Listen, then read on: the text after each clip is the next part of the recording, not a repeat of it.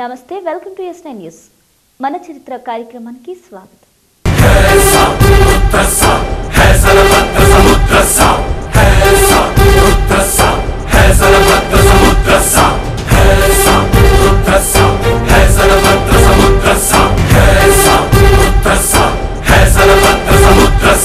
పండుగ సాయన్న అంటే ఒకప్పుడు మహాబలశాలి అంటారు. ఆయన చరిత్ర తిరగరాస్తే ఒక్కొక్కటిగా బయటపడుతుంది. ఎన్నో ఏళ్ల చరిత్ర కలిగిన జిల్లాకు చెందిన మహాబలశాలి పండుగ సాయన్న అని చెప్పుకోవచ్చు.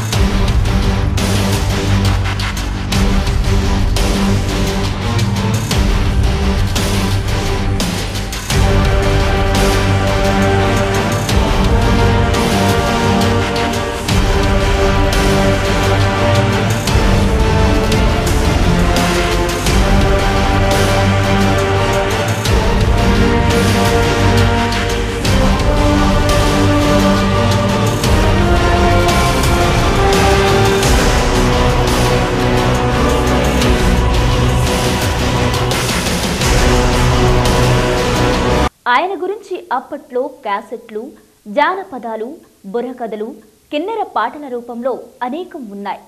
నైజాం, బ్రిటిష్ పాలకుల నిరంకుశ పాలనకు వ్యతిరేకంగా ఎదురు తిరిగారు ఆయన. నైజాం, బ్రిటిష్ పాలనలో వారు కూడగట్టుకున్న సంపదను దోచుకుని నిరుపేదలకు ఇచ్చి ఆదుకొని అదరహో అనిపించుకున్న మహాబలశాలి తెలంగాణ బాహుబలి మన పండుగ సాయన్న.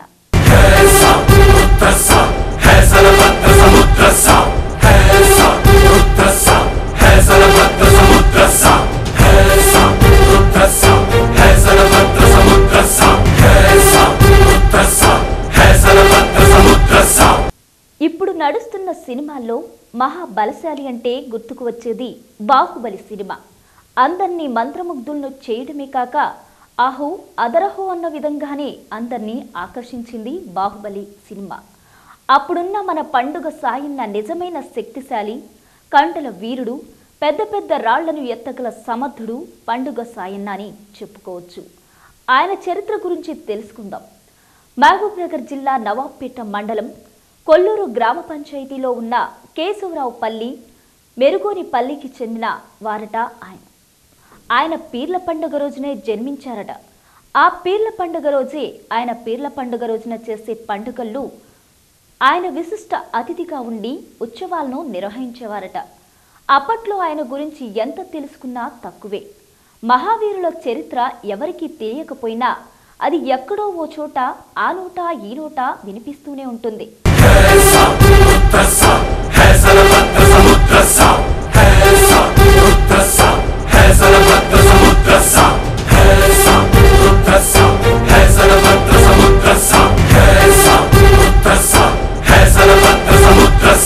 పండుగ నరసింహుడు మనమని ఉన్న వాళ్ళని దోషిండు. ఇక పేదలకు పెళ్లిళ్ళు చేసిండు, పేదలకు ఎట్టిండు. ఇక ఆయన చేసిన పని అది. ఇక పెద్ద మనుషులు చెప్పంగా విన్నా అంతే. మా నాయన వాళ్ళ తండ్రులు వాళ్ళు చెప్పంగా విన్నా. వారి గురించి తెలిసిన వారికి ఆయన వారు హృదయాల్లో, మనసుల్లో, కళ్ళ ముందే కనిపిస్తుందని చరిత్రకారులు చెప్తున్నారు. ఆ కాలం నాటి నైజాం బ్రిటిష్ రాజ్యాలను పండగ సాయిన ఎదిరించి తిరుగుబాట్లు చేసినట్లు అప్పటి చరిత్ర చెబుతుంది. ఆయన చేసిన పోరాటాల్లో అప్పట్లో చరిత్ర తిరగరాస్తే అందులో మొదటగా అల్లూరి సీతారామరాజు, బిర్సముండా, రామ్జీ గోండు, కొమురం భీం, పూలందేవి పేర్లు వినపడుతున్నాయి. నా పేరు పండుగ యాదయ్య. పండుగ సాయన మున్మన్మలం. మేము పండుగ నరసింహుడు, పండుగ యాదయ్య. పండుగ సాయన ఉన్నోళ్ళం కొట్టిండు, పేదలకు ఎట్టిండు, మంచి పని చేసిండు. ఇక కాపళ్ళు ఓ రోజాలుగా చంపిపించిండ్రు. మాబ్నార్లో చంపేసిండ్రు ఆయనని. ఆడ సమాధి కూడా ఉన్నది.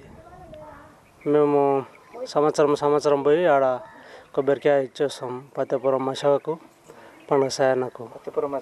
పత్యపురం మషవ ఆయనకు అండ లేకుండే, దాంతో ఆమెను కూడా మేము తలుస్తాం. ఇప్పుడు ప్రభుత్వం మీకు ఎలాంటి ఏమీ హెల్ప్ చేయలేదు. ఇట్లే ఎంతమంది వస్తుండ్రు, అవి ఇవి తీసుకుపోతుండ్రు, ఇది చేస్తున్నారు, కానీ మాకైతే ఎలాంటి హెల్ప్ చేయలేదు. కథలు బుక్కులు రాసిండ్రు, బుక్కులు కూడా అమ్ముకుంటున్నాడు. బెక్కరి జనార్దన్ అని మాబ్నార్ల అడ్వకేటు, ఆయన బుక్కులు కూడా తయారు చేసిండు, బుక్కులు కూడా అమ్ముకుంటాం.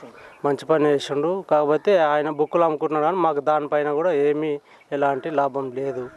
మా పేరు మీద ఎంతోమంది మస్తు బతుకుతున్నారు, కానీ మాకేం లేదు. మొన్న చౌడపూర్లో జయంతి చేసినాం. ఎప్పుడు అది డేటు చనిపోయింది ఐడియా లేదు, సంవత్సరం తెలియదు. ఎన్ని సంవత్సరాలు ఏంటి? ఏంటది 100 సంవత్సరాలు ఏంటది, 100 సంవత్సరాలు అట్లా. మొన్న షాద్నాలో కూడా పెద్ద బహిరంగ సభ పెట్టిండ్రు. ఆడ మాకు ఇద్దరికి సన్మానం చేసిండ్రు. విగ్రహం ఏమి వేయలేరు, సన్మానం చేసిండ్రు. పండుగ సాయన మన్మన్లని ముద్రాజుది పెద్ద మీటింగ్ ఉండే, దాంట్లో మాకు సన్మానం చేసిండ్రు. షాద్నగర్లో విగ్రహం కూడా పెడతామన్నారు. ఈ తుప్పలియానికి ఎందుకు కొట్లాట అయింది? తుప్పలియానికి ఎంకరెడ్డి పటేలు ఆయనను చంపితే నీకు బాయి ఇస్తా, 7 ముట్ల బాయి ఇస్తా, 2 ఎడ్లు ఇస్తా, అవి ఇవి అని చెప్పి సాయనం చంపడానికి పంపించాడు. పంపిస్తే తుప్పలియాడు పోయిండు. ఆయన వండుకొని ఉన్నాడు లంచ్ ఇంట్లో. పోయి పట్టిండు. పట్టిన జరిసేపటికి చూసుకుంటే ఈయన ఏందో మీద బరువు అవుతా అని చూసుకుంటే తుప్పలియాడు. ఇద్దరు కొట్లాట అయింది. తుప్పలియా నీడూరా నీకు అది ఇస్తా అంటే ఏడవలేడు. సస్తే నీవన్నా నేనన్నా అని బాగా పట్టుబట్టిండు. తుప్పలియాని చంపేసిండు.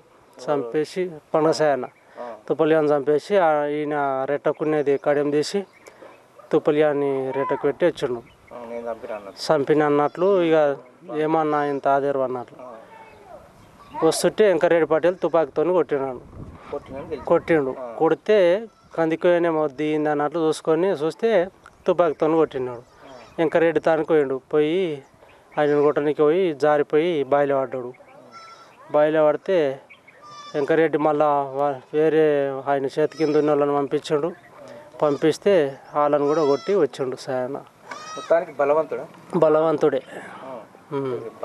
ఎట్లా వచ్చింది ఆయనకు వంశపరమైన? ఇక వాళ్ళ అమ్మ సద్ది తీసుకుపోయిందంట చేనుకి, చేపల కూర వండుకొని. సద్ది తీసుకుపోతే వాన పడ్డదంట. వాన పడితే ఒక చెట్టు కింద ఉన్నదంట వాళ్ళ అమ్మ. చెట్టు కింద ఉంటే ఆ చెట్టు నీళ్లు గంపల పడి చేపలు మేలుకాయి ఇట్లా ఆడుతున్నాయంట. అయితే దానిపైన ఏదో తీయ ఉన్నది, ఏదో ఒక తీయ ఉన్నది. అది చెట్టు బలంగా ఉన్నది. అది పోయి నాగలు కట్టినంట సాయన. వాళ్ళ అమ్మ సర్ది తీసుకపోతే తినిపో బిడ్డ కడుక్కొని అంటే ఏం కూర వేసుకొచ్చినావు అమ్మ అంటే చేపల కూర తెచ్చినాను. చేపల కూర తీసి తిననీకి పోతే చేపలు ఉరుకులాడుతున్నాయి. గిట్ల సంగతి అమ్మ అంటే అరే నేను కూర వేసుకొచ్చిన బిడ్డ అంటే ఏడున్నావు ఎట్లా వచ్చినావు అంటే ఇట్లా పలానా చెట్టు కింద ఉంటే ఇట్లా అయింది బిడ్డ అంటే ఆ చెట్టు కింద పోయి దాన్ని గమనించి ఆ చెట్టు తీసుకొని తాయితీలు చేసుకొని ఎక్కించుకున్నాను అన్నాడు. ఆ బలం ఉన్నది, ఇంకోటి మషవ బలం, 2 ఉన్నాయి. ఇంకోటి ఆయన పుట్టిన గడియ కూడా, ఇక అన్నీ కలిసి గడియ. అంటే ఈ రజాకారులను బాగా ఎదిరించిండు. అంటే ఒక చరిత్ర ఏంటంటే ఒకసారి కొడితే 20 ఆటలు దిగిపోతున్నాయి అంట. అది మనకు అంటే 5 ఆటలు తీసుకొచ్చిండు ఒక్కడే. 5 ఆటలు తీసుకొచ్చిండు. ఆ సంకలో ఒకటి భుజం మీద 2 నోట్లో 1 5 ఆటలు తీసుకొచ్చిండు. అట్లా కందూర్లు చేసిండు, మస్తు చేసిండు. కానీ పెట్టి పబ్లిక్కి పెట్టండి. పబ్లిక్ కొరకే ఆయన పుట్టింది, ఇక పబ్లిక్ కొరకే. పబ్లిక్కి సేవ చేసిండు, ఏవి దోసుకోలేడు. ఇక వాళ్ళ గురించి కూడా ఆలోచన చేయలేడు. సాయన్నకు దోషీలు వాడేవాడంటారా శ్రీగిరిగడు పెరిగిరిగడు హాలంబడుటో పెన్న గుగ్గిలని ముసలన్న శాపరగూడ మంకన్న ఆ గొల్లని ముసలన్న రంపురం రామన్న 6 మంది దోషీలకు ఏమంటాడు సాయన్న దోషీలు 6 మంది దోషీలు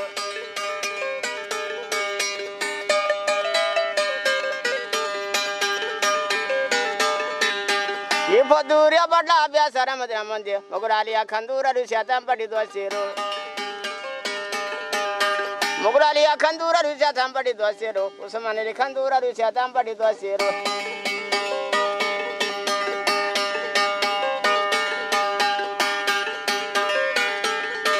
ఒరే అన్నన్నర సాయన్నర ఓ పండుగ సాయన్న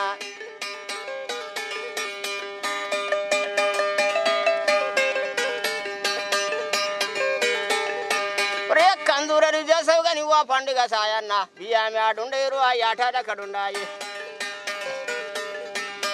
దోషీలు 6 మంది దోషీలు అదరాకుండి దోషీలు బెదరాకుండి దోషీలే ఒరే పాలమరీడి గొల్ల ఈ సూరాల రామన్నయ్య టంకారా గొల్ల మెండొచ్చిన బియ్యంరా ఒరే 12 ఆ బియ్యం పాలమూరికి వెళ్ళామో తాండూరిగా పోతేరా ఒరే హాబండని దోసామురా కందూరలు చేసాము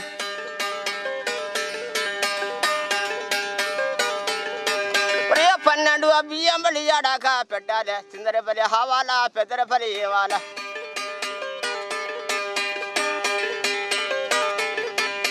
చిందరపల్లి హీవాలా పెద్దర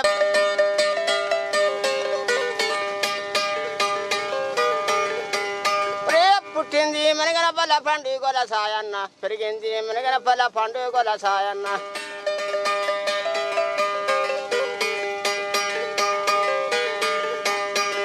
ఎగడిగా పుట్టిండురా పండుగల సాయన్న తల్లి పేరు సాయమ్మర తండ్రి పేరంతన్న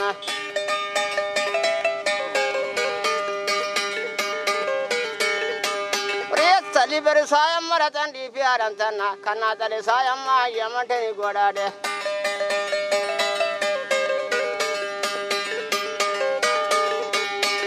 అన్నన్నర సాయన్న ఓ పండుగ సాయన్న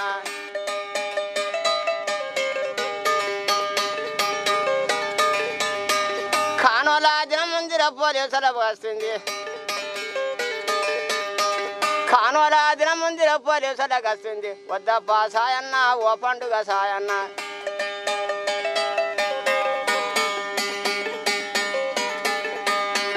పిడికాడు నడమన్నా 3 జండన అయ్యాదుంది తల్లేమట మీరెండు రా తండ్రేమట మీరెండు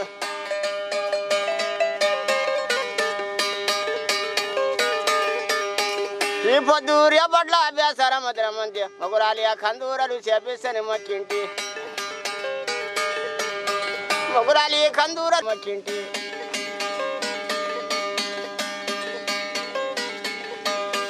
తల్లిమట మీరెండు రా తండ్రిమట మీరెండు కుందర పడు దాకారం చేరొచ్చర సాయన్న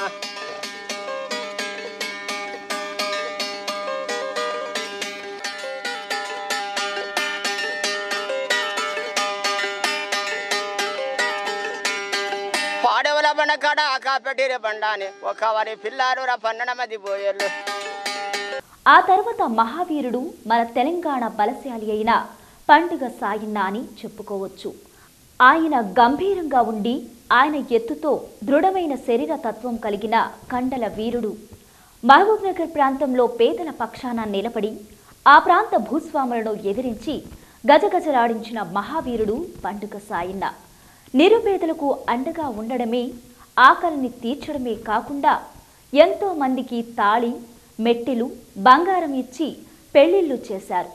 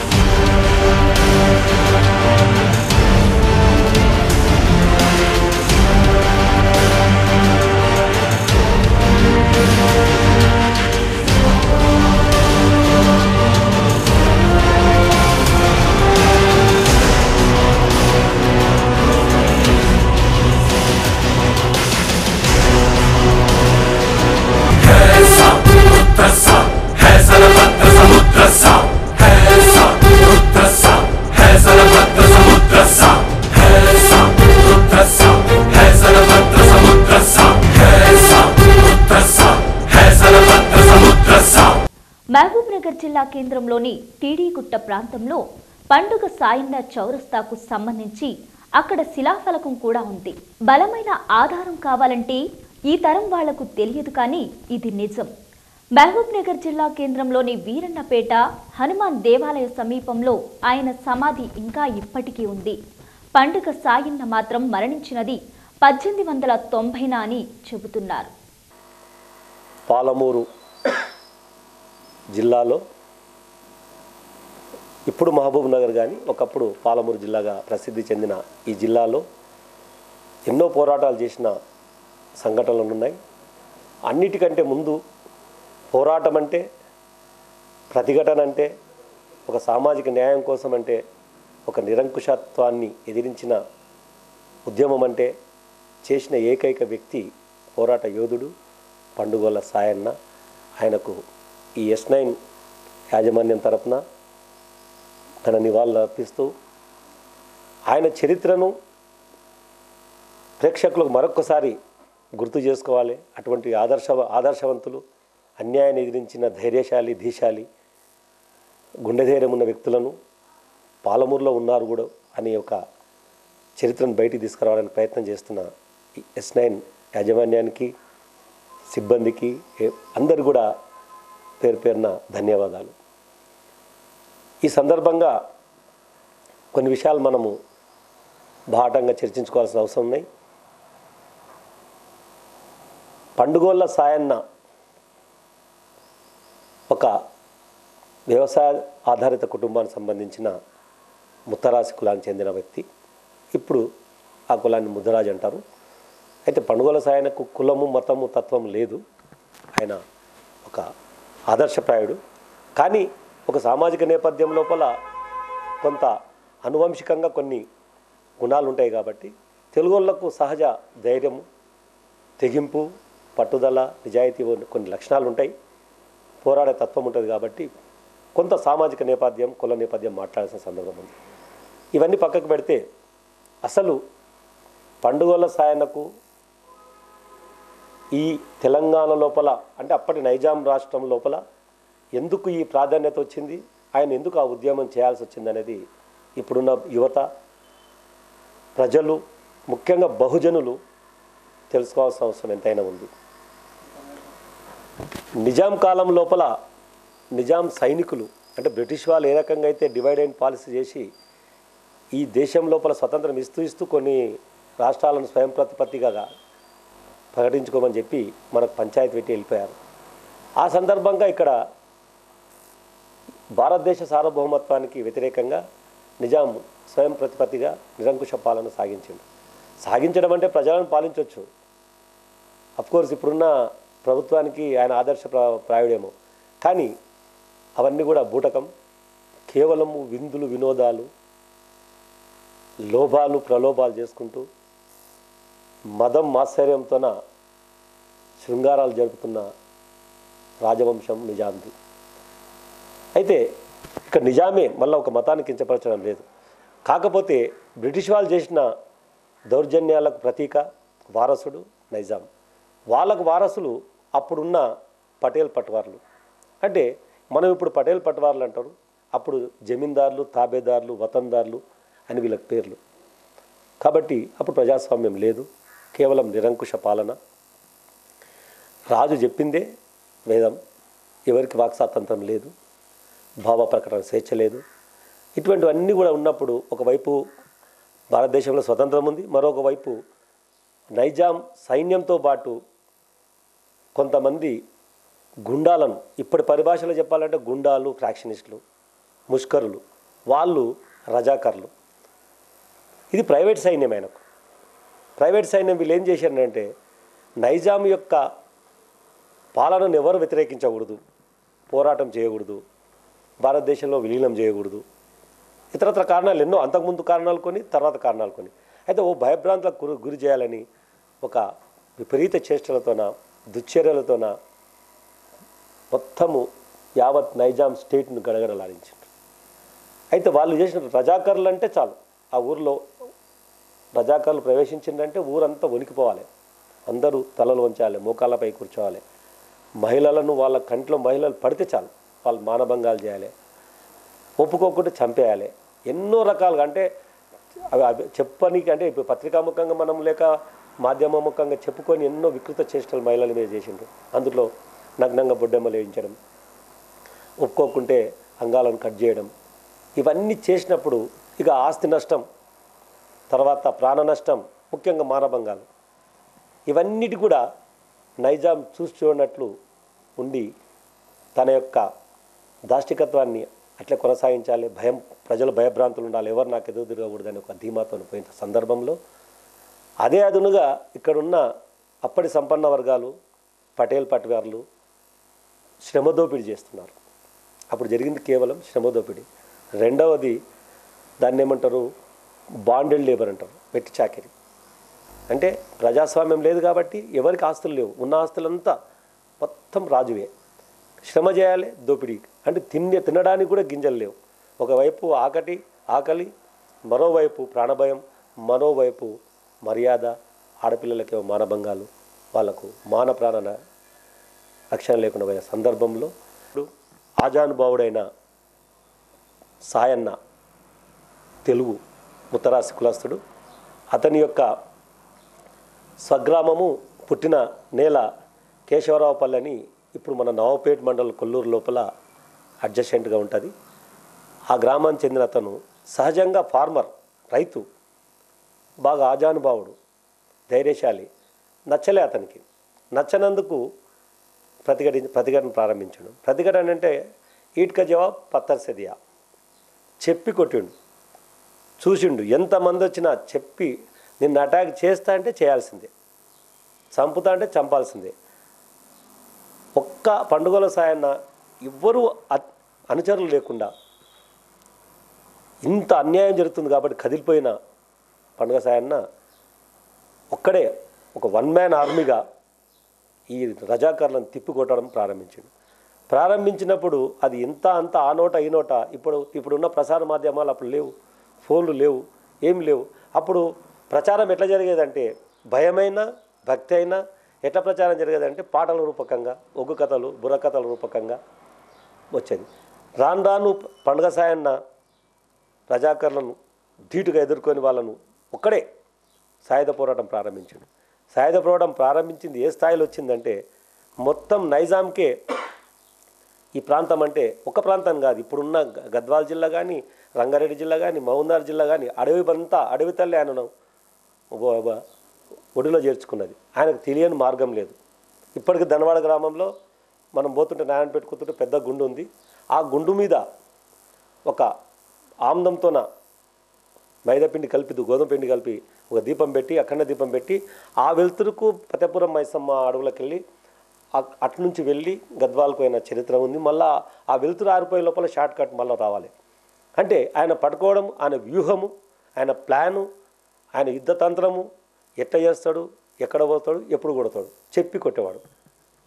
దొంగ దెబ్బ కాదు, వీళ్ళు దొంగ దెబ్బ తీసేది, చెప్పి కొట్టేవాడు. అవసరం ఉంటే యుద్ధతంత్రం చెప్పకుండా కూడా కొట్టేవాడు.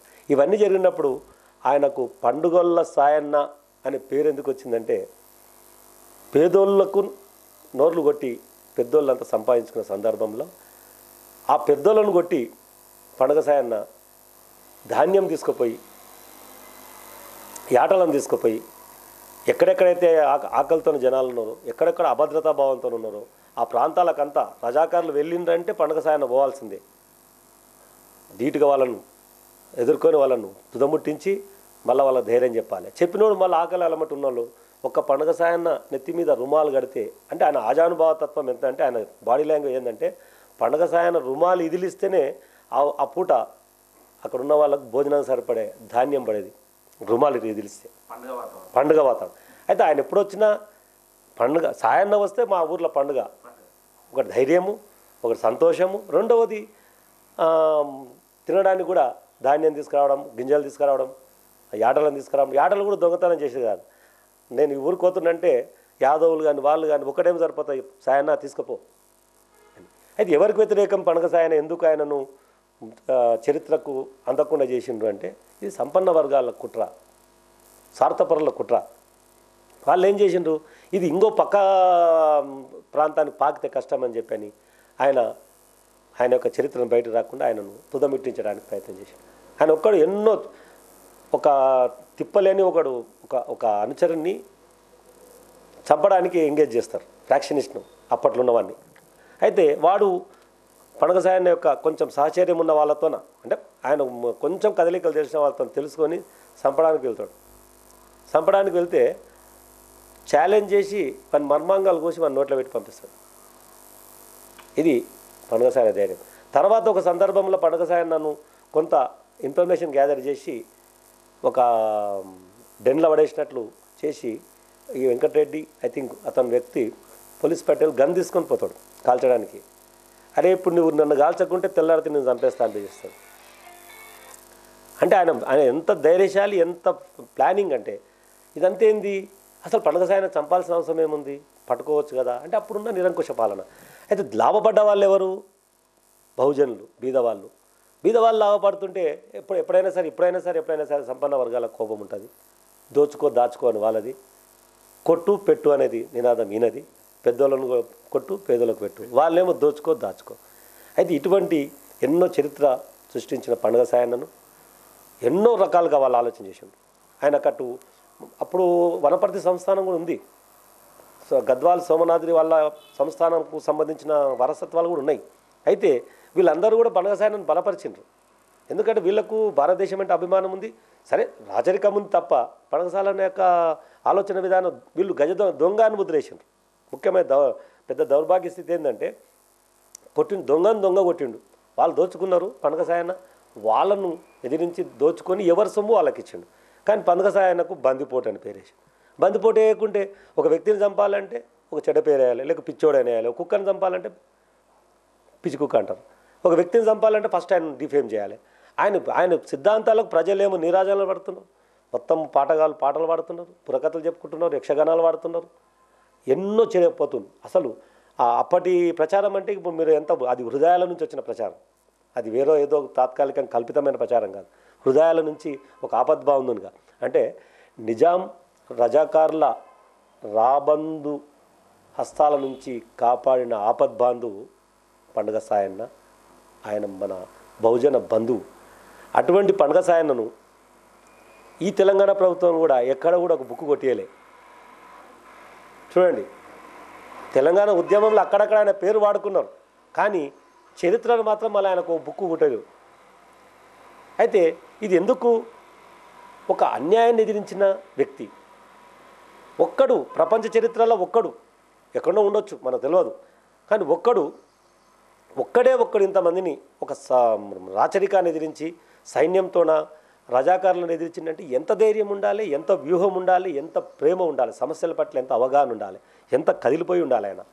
కాబట్టి ఆయన యొక్క ఉనికి ప్రతి ఒక్కరికి ఒక అండగా, ఒక ఆశగా, ఒక భరోసాగా మారినప్పుడు దీన్ని పెంచకూడదని చెప్పి దెబ్బ కొట్టాలనుకున్నాం. అయితే పండగ సాయన్న చంపాలంటే ఎట్లా? ఎన్ని ప్రయత్నాలు చేసినా కాలేదు. కాకున్నప్పుడు వీక్ పాయింట్ చూస్తారు. వీక్ పాయింట్ చూసినప్పుడు ఏమైంది? వీక్ పాయింట్ చూసి ఆయన మీద అటాక్ చేయడం, ఆయన దొరకకుండా పోవడం. అయితే స్వయంగా ఈ సందర్భంగా ఏంటంటే ఒక సామాజిక వర్గం, మేము ముదిరాజు, అతను కూడా తెలుగు ముతరాసి కాబట్టి మా నాయనమ్మ వాళ్ళ అమ్మకు అడవిలో అప్పుడున్న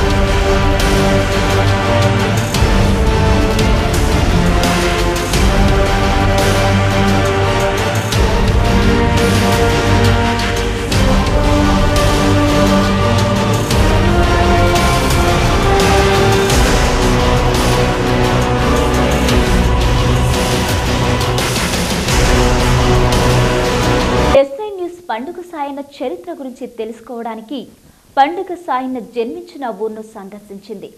ఆ గ్రామ పెద్దల నుంచి పండుగ సాయన్న చరిత్రను అడిగి తెలుసుకునే ప్రయత్నం చేసింది.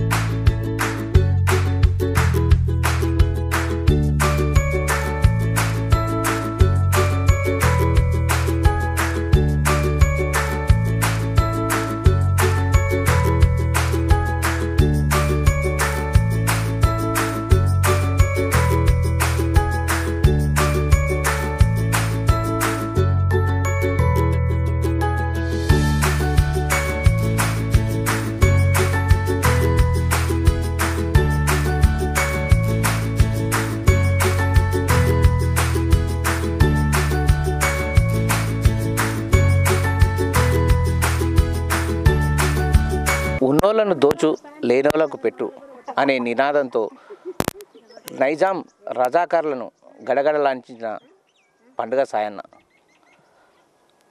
ఇప్పటికీ తన ఆనవాలతో తెలంగాణ బాహుబలిగా పేరు ప్రఖ్యాతలు సంపాదించిన పండుగ సాయన్న అని గ్రామస్తులు చెప్తున్నారు. కెమెరా పర్సన్ అశోక్తో జయాకర్, S9 న్యూస్, మేర్గోన్పల్లి గ్రామం నుంచి.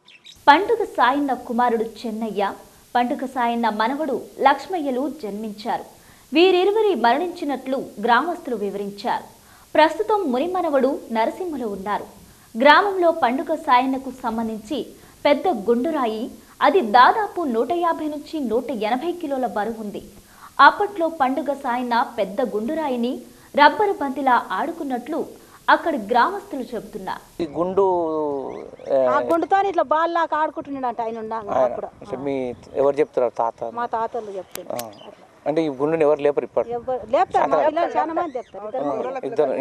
ఇద్దరు ముగ్గురు లేపుతారు ఆ గుండుని. దాన్ని అట్లా ఎగిరేరు ఆయన లేక, ఆయన అంత అలక ఎవరు లేపి ఎవరు ఎగిరే బలవంతుడు.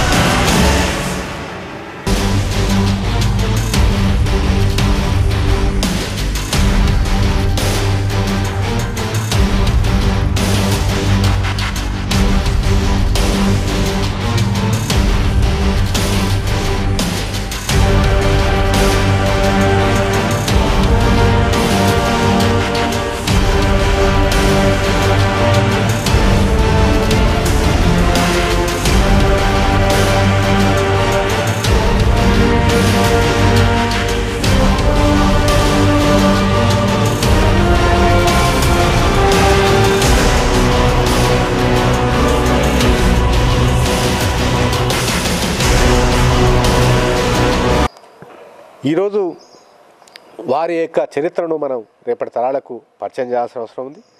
అదేవిధంగా రేపటి భవిష్యత్తు తరాలు ప్రజల పక్షాన నిలబడ్డ వాళ్ళకు తప్పకుండా ఆదరిస్తారనే ఒక విషయాన్ని మనం అర్థం చేయాల్సిన అవసరం ఉంది. కాబట్టి పండసాన లాంటి యోధుడిని ఈరోజు ప్రజలు ఆదరిస్తున్నారు, సమాజం ఆదరిస్తున్నది, పాలక వర్గాలు ప్రభుత్వం కూడా ఆదరించి తప్పకుండా ఆయన చరిత్రను చేయాలి. మహబూబ్నగర్ జిల్లా కేంద్రంలో వీరన్నపేటలో ఇప్పటికే ఆయన సమాధి ఉంది. కాబట్టి ఆ సమాధి దగ్గర దాన్ని కూడా ఒక పర్యాటక కేంద్రంగా చేయాలి. ఉత్తరాంధ్రలో సమ్మక్క సారక్కలు అప్పటి దౌర్జన్యాలకు వ్యతిరేకంగా ఎట్లా పోరాట అమలైనరో ఇక్కడ కూడా పండగ సాయన లాంటి అనేక మంది, మియా సాబ్ తీసుకోండి, నక్కలపల్లి రాములు తీసుకోండి, ఇట్లా చాలామంది యోధులు అప్పటి పాలక వర్గాల యొక్క పట్వారీ వ్యవస్థకు వ్యతిరేకంగా, ఫ్యూడల్ వ్యవస్థకు వ్యతిరేకంగా, ప్రజలను పీడించక తినే దోపిడీ విధానానికి వ్యతిరేకంగా పోరాటం చేసిన యోధులను మనం స్మరించుకోవాల్సిన ఉంది.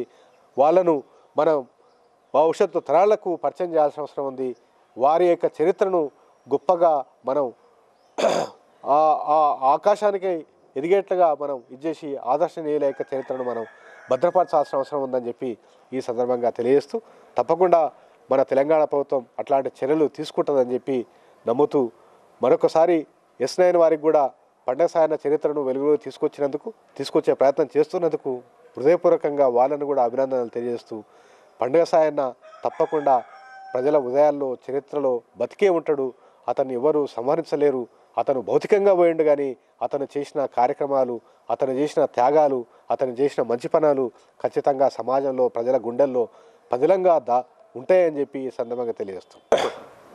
వాస్తవంగా గత పాలకులు ఏంటంటే, ఈ ఆంధ్ర పాలకులు ఎవరైతే ఉన్నారో తెలంగాణలో ఉన్న అందరి యోధులను విస్మరించారు.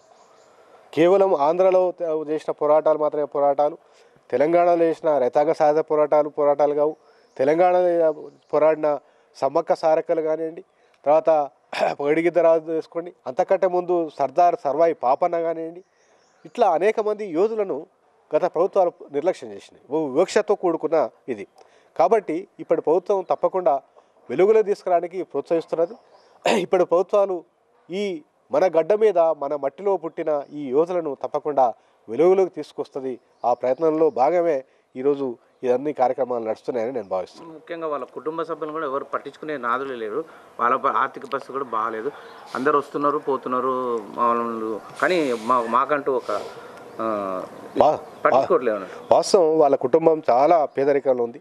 చాలామంది బయట పాలక వర్గాలు చేసిన ప్రచారం ఏంటంటే, పండగ సాయన అంటే ఒక గజ దొంగ, అతను కింటాలు కిలోలు బంగారం దూసుకున్నాడు అని.